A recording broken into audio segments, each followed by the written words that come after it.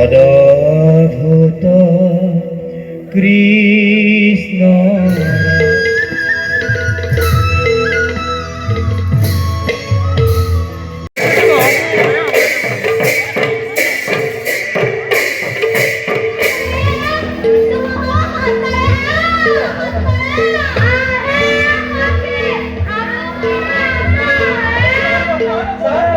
কলঙ্ক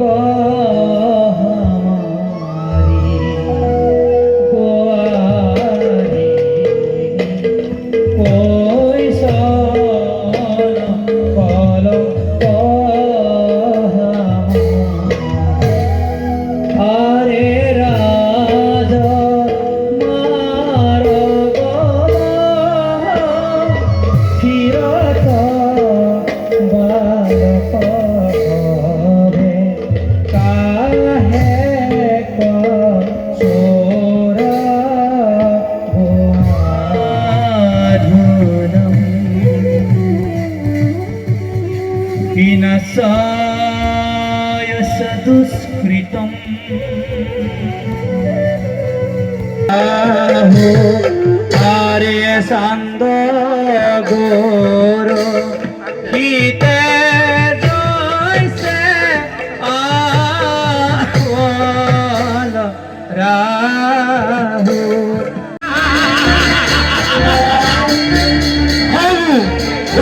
मधुबन मध्य केलिकयो एक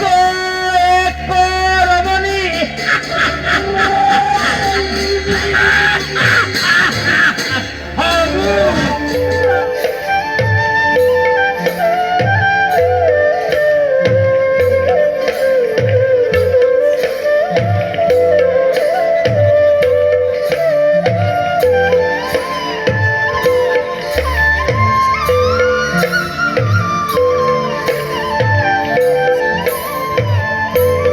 মানুহে যদি এইটো অলপ দেখে তেতিয়া বহুতখিনি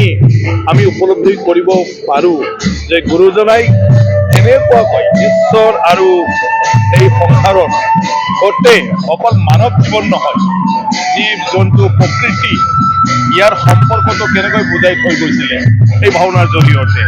আৰু গুৰুজনাৰ এই শিক্ষাটোৱে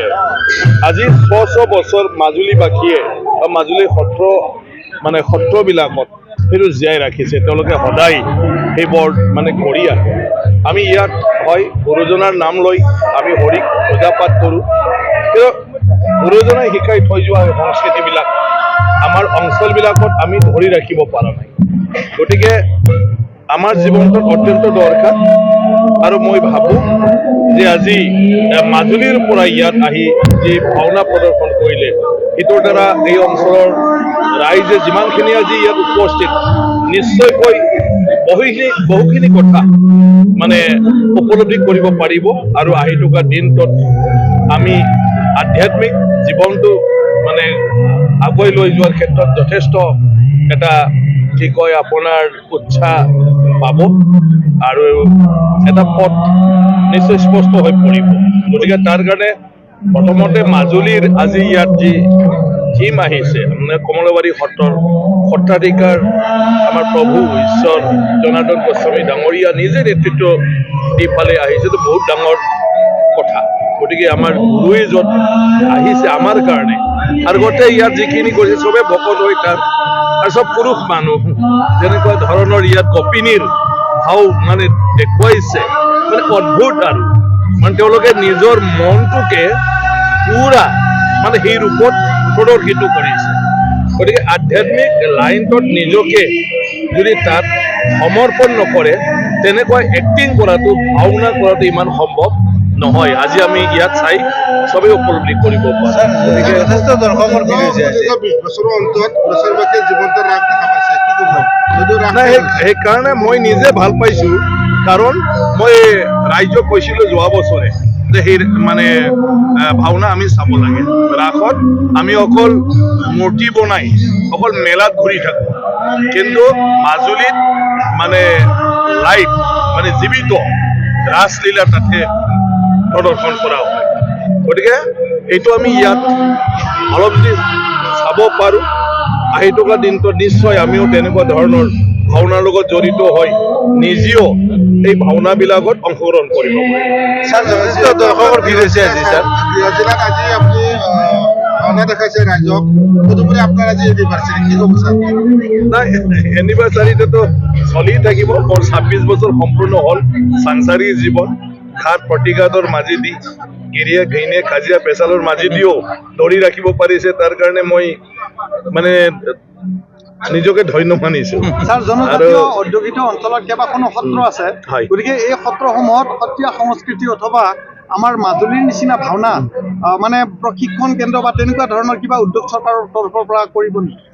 সদায় আমি চৰকাৰ কৈ থাকিলে নহ'ব, আমাৰ নিজৰ পৰাও উদ্যোগটো থাকিব লাগিব। এই ক্ষেত্ৰত চৰকাৰে বহুখিনি সহায় এতিয়া আগবঢ়াই আছে, কিন্তু আমি নিজে যদি আগ নাবাঢ়ো চৰকাৰৰ সহায় আমাৰ কাৰণে কেতিয়াও মানে কি কয় কামত নাহে। গতিকে আমি উদ্যোগ ল'লে নিশ্চয় সেইখিনি চব সম্ভৱ হয়। যেনেকৈ আজি মাজুলীৰ পৰা আজি ইয়াত আহি পেলাই আমাক প্ৰদৰ্শিত কৰিছে, এতিয়া এনেকৈ যদি আমি উদ্যোগ লৈ থাকোঁ, কোনোবা নহয় কোনোবা আহি পেলাই আমাক এক বছৰত বহুতখিনি শিকাব পাৰে, আৰু সেইটো লৈ আমি ইয়াত যদি অভ্যাস কৰি থাকোঁ আমাৰ ভৱিষ্যত প্ৰজন্ম এইটো শিকি যাই থাকিব। সুৰেশ্বৰত যিহেতু আজি প্ৰথমবাৰৰ কাৰণে অংকীয়া ভাওনাৰ যিটো পৰিৱেশ কৰা হৈছে আৰু বিশেষকৈ কেলিগোপাল আধাৰত আমি ৰাসলীলা ব্যৱস্থা কৰা হৈছে, এইখিনি মই এটা সুন্দৰ আৰু ৰাইজে যিহেতু আদৰি লৈছে, আৰু বিশেষকৈ নামনি অসমত যিহেতু জীৱন্তভাৱে ৰাস কৰা ই এটা প্ৰথমবাৰৰ কাৰণে জীৱন্ত ৰাস আমাৰ গুৰেশ্বৰ অঞ্চলত হৈছে। মানে মই এইটো সকলোলৈকে ধন্যবাদ জনাইছোঁ, আৰু লগতে আমাৰ অধ্যক্ষ ডাঙৰীয়াৰ যি আজি বিবাহ দিৱস আছে তেওঁলোকৰ এইটো ক্ষেত্ৰতে আমি শুভাশীৰ্বাদ প্ৰদান কৰোঁ। আপুনি বিচৰা বাতৰি পাব কেৱল নিউজ 18 এপত। নিউজ 18 এপ ডাউনলোড কৰিবলৈ স্কেন কৰক এই QR কোড। গুগল প্লে ষ্টৰতো পাব এই নিউজ 18 এপ।